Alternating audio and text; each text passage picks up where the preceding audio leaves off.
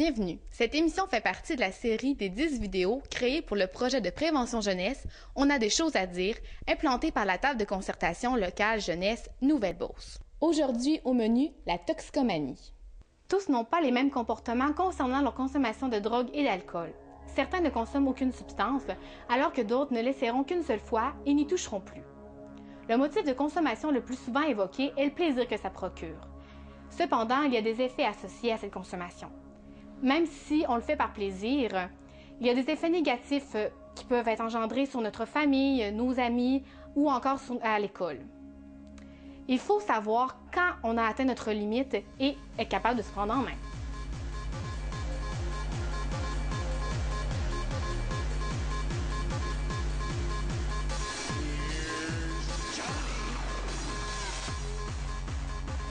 Bonjour Marie, ça me fait plaisir de te rencontrer et surtout ça me fait plaisir de te donner de l'information sur les drogues de synthèse ou ce qu'on appelle communément les peanuts. On doit savoir que les peanuts, c'est comme une boîte de chocolat, comme dirait Forrest Gump, on ne sait jamais sur quoi on va tomber. On a retrouvé dans des échantillons analysés des traces de Ritalin, de Viagra. On a même trouvé près de 40 composés qui ont été identifiés, incluant la caféine, la méthamphétamine, la MDMA, l'ecstasy, la procaïne, la kétamine, le DMSP et une foule d'autres produits qui sont intégrés dans ces pilules-là. Autrement dit, la drogue dont la pureté laisse souvent à désirer est coupée avec d'autres substances. Les conséquences potentielles de cette consommation-là, ça peut amener des problèmes psychologiques ou psychiatriques importants. Entre autres, on peut développer des psychoses, on peut développer des dépendances, et même cette dépendance-là peut être très rapide. Pour certains individus, ça les amène vers la dépression. Ça amène aussi des complications d'ordre physique, telles que la tachycardie, donc une augmentation du rythme cardiaque, et ça a des retombées sur les vaisseaux sanguins. Donc, il peut y avoir même des accidents cérébrales en prenant ces drogues-là. Et évidemment, ça amène des problèmes cardiaques, même chez des très jeunes individus, des très jeunes consommateurs. On va remarquer aussi que le fait de consommer ces drogues-là vont amener des problèmes de bruxisme. C'est donc dire, tu as probablement déjà vu des gens qui avaient la mâchoire très serrée et qui grinçaient des dents. Donc, ça amène une foule de problèmes. C'est pour ça que ces drogues-là sont si dangereuses.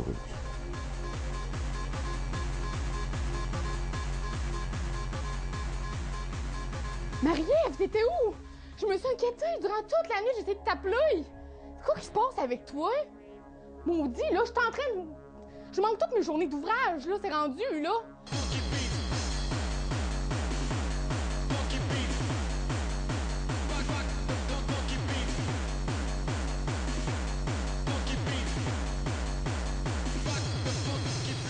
T'as-tu passé une belle journée à l'école?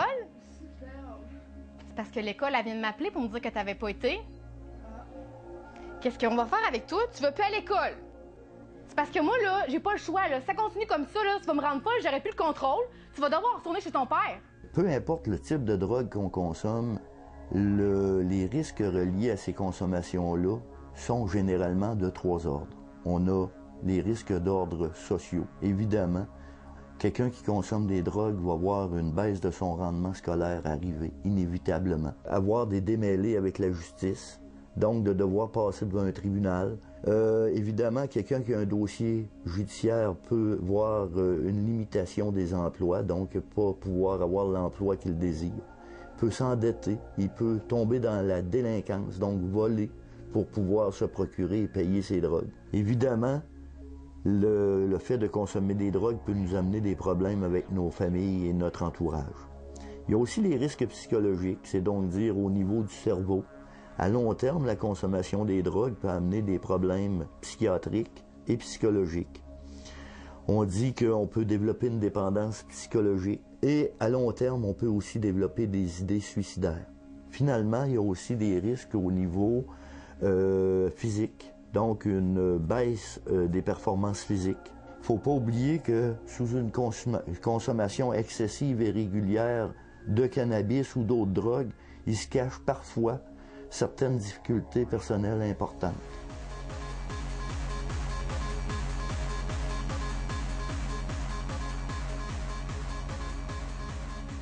Bon, ben Marie, maintenant, je vais te parler d'un nouveau type de drogue. C'est particulièrement les boissons énergisantes. Et on sait que une des manières de consommer ces drogues-là, c'est de mélanger avec de l'alcool. On sait aussi que selon la quantité absorbée et la tolérance de chaque individu, la caféine, parce que c'est véritablement ce produit-là qu'il y a dans les boissons énergisantes, c'est donc de la caféine, ça peut concourir à amener des comportements à risque qui vont être très graves. Lorsqu'on consomme de la caféine, il faut environ 5 minutes pour commencer à en ressentir les effets. Par contre, ça prend tout près de 5 heures pour éliminer la moitié de la dose que l'on a consommée. C'est pour ça que les effets indésirables peuvent persister longtemps. C'est pourquoi une consommation en fin de journée, ça peut grandement nuire au sommeil.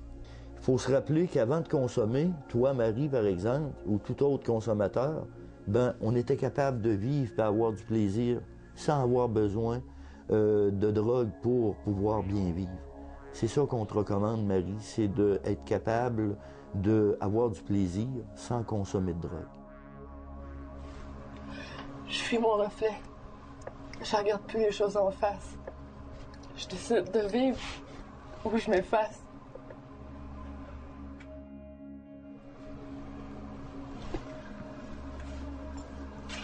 Je choisis la vie. C'est maintenant le temps de connaître l'avis de différents résidents et intervenants de la région de la Nouvelle-Beauce. Qu'ont-ils à dire au sujet des raisons pouvant pousser les gens à consommer?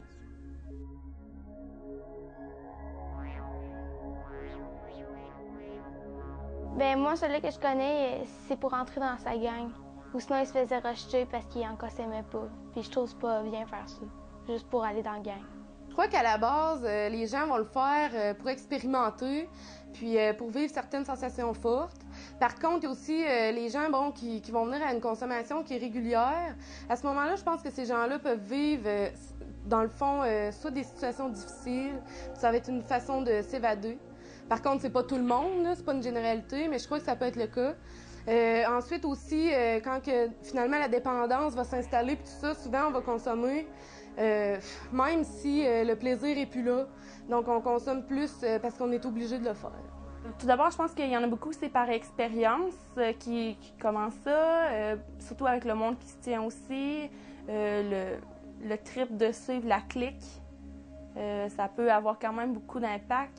Sinon, il y en a tellement une panoplie de problématiques pourquoi qui débuteraient à consommer. Ça peut être aussi par rapport à des problèmes familiaux, des problèmes, X problèmes qui peuvent amener à la personne à consommer pour se sentir dans un autre monde qui est considéré comme meilleur pour lui. C'est pour être dans un autre monde. La plupart du temps, c'est pour s'isoler, être mieux, selon eux. D'après moi, c'est plus un manque d'aide. Des fois, c'est juste une expérience, fait qu'il faut peut-être pas trop dramatiser quand tu vois quelqu'un qui en a. C'est juste de demander s'il y a un problème financier ou un problème familial ou quelque chose comme ça. Puis juste de comprendre son monde, parce que la plupart du temps, c'est juste d'être dans son monde, tout simplement. La plupart du temps, c'est plusieurs personnes qui se réunissent qui ont des problèmes. Ça serait juste de comprendre c'est qu'est-ce qui se passe. Pour moi, quelqu'un consomme, d'abord, il a vécu une première expérience. Essaye donc ça, tu sais. Et alors, comme ça a donné un certain résultat, là, ils vont utiliser une drogue pour se donner une contenance, pour vaincre leur timidité. Hein, ils ont peur, puis on va se... Comme la personne qui prend une boisson, une drogue, ils vont prendre une boisson, et puis là, ils sont tout croches là-dedans, mais ils semblent avoir plus d'assurance. Se donner confiance également. Alors, pour eux autres, c'est de vivre un trip spécial et souvent, ils vont vouloir refaire ce voyage-là à quelques reprises. Donc, à un moment donné, ils trouvent ça tellement intéressant qu'ils veulent le répéter continuellement. Alors, pourquoi que des gens consomment de la drogue? Bien, tout au long de ma carrière, les gens que j'ai vus consommer les drogues, c'était pour trouver une sensation qui faisait en sorte de les évader, de faire oublier une situation difficile qu'ils avaient à vivre, que ce soit familial, que ce soit au niveau du travail, Il y a des gens qui vont prendre des drogues parce qu'ils ont un défi sportif, puis pour eux, consommer, ça les déstresse. D'autres vont prendre des drogues pour être plus joyeux. D'autres vont prendre des drogues au niveau de l'école pour les aider, mais sachez une affaire.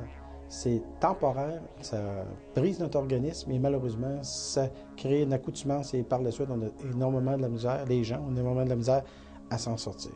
Donc, il y a beaucoup d'autres solutions, beaucoup plus cool que prendre la drogue. Nous avons invité Marie-Joëlle Girard de la Sûreté du Québec ainsi que Nathalie Gourde, intervenante en réadaptation toxicomanie au CRATCA, afin de nous parler de la toxicomanie. L'infraction la plus répandue en matière de stupéfiants chez les jeunes est bien entendu la possession simple. Il y a encore des jeunes qui croient qu'il est permis d'avoir en sa possession un joint ou une petite quantité de substance pour sa consommation personnelle. Devant les tribunaux, la possession simple est traitée selon la quantité et est passible soit d'un emprisonnement maximal de 5 ans moins un jour, ou soit, dans le cas d'une première infraction, d'une amende maximale de 1 000 $ et d'un emprisonnement maximal de 6 mois. Dans le cas d'une récidive, d'une amende maximale de 2 000 $ et d'un emprisonnement maximal d'1 an. Le trafiquant, lui, de cannabis et ses dérivés, par exemple, peut être passible de l'emprisonnement à perpétuité si la quantité qui est en sa possession excède 3 kg. Le jeune qui donne un joint à un ami peut lui aussi être accusé de trafic de stupéfiants. Il faut savoir aussi que la culture, même d'un seul plant de marijuana, à l'intérieur ou à l'extérieur d'une résidence, est criminelle. Et ça, même si on prétexte la posséder pour la beauté de la plante. En conclusion, le jeune, à partir de 12 ans, peut être traité selon le système de justice au code criminel et, avec un dossier judiciaire, son avenir est compromis, bien entendu. Bonjour, mon nom c'est Nathalie Gourde, je travaille pour le CRATCA, qui est l'acronyme du Centre de réadaptation en alcoolisme toxicomanie Chaudière-Appalaches, qui est le service public spécialisé en toxicomanie là, dans la région 12. Donc, on est présent ici dans la région de la Nouvelle-Beauce. Si je m'attarde aux services jeunesse qui sont offerts, on a le service de réadaptation externe, c'est-à-dire qu'on a un intervenant qui est présent dans le CSS et qui peut se déplacer dans le milieu du jeune au besoin. C'est un parent qui s'aperçoit que son jeune a un problème de consommation et que le jeune accepte de venir chercher de l'aide. À ce moment-là, parce qu'il faut qu'il soit volontaire pour venir chez nous. À ce moment-là, il y a une démarche qui est faite. Le mécanisme d'accès, il faut qu'il passe par la première ligne. Quand je parle de première ligne, c'est des intervenants qui se situent soit dans les établissements scolaires, donc un intervenant scolaire, ou un intervenant au niveau du CSS, ou bien encore un intervenant des centres jeunesse, là, si le jeune est déjà dans le réseau des centres jeunesse.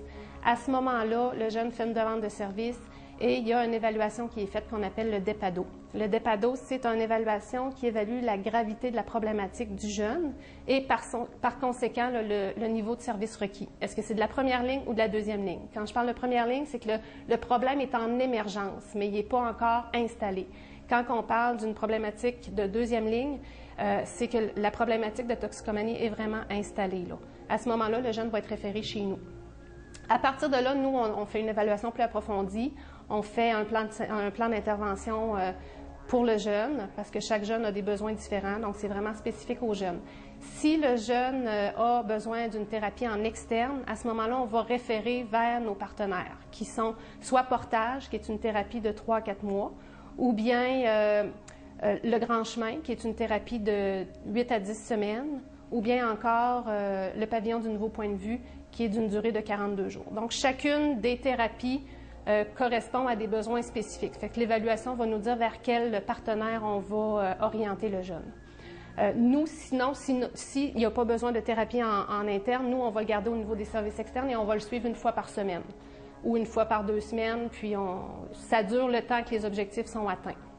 On a également d'autres services qui sont offerts à l'entourage. On peut rencontrer les parents. On peut également offrir des services de désintoxication, des services de thérapie interne pour les adultes qui sont gratuites. On a un service de réinsertion sociale qui aide à se trouver un logement, une job, de la nourriture, des vêtements, tout ça, des loisirs. On a un service, on a des infirmiers pivots également dans les hôpitaux qui évaluent les personnes qui arrivent à l'urgence. Puis s'ils ont besoin de services, ça leur est offert. Donc les jeunes qui font des psychoses toxiques vont être évalués à ce moment-là. Fait qu'en gros, c'est un peu les services là, du CRATCA. Au nom de la table de concertation locale Jeunesse Nouvelle-Beauce, je tiens à remercier tous les gens qui ont participé à ce projet. en ce qui vous concerne. Merci d'avoir été là et on se retrouve bientôt pour une prochaine émission de la série On a des choses à dire.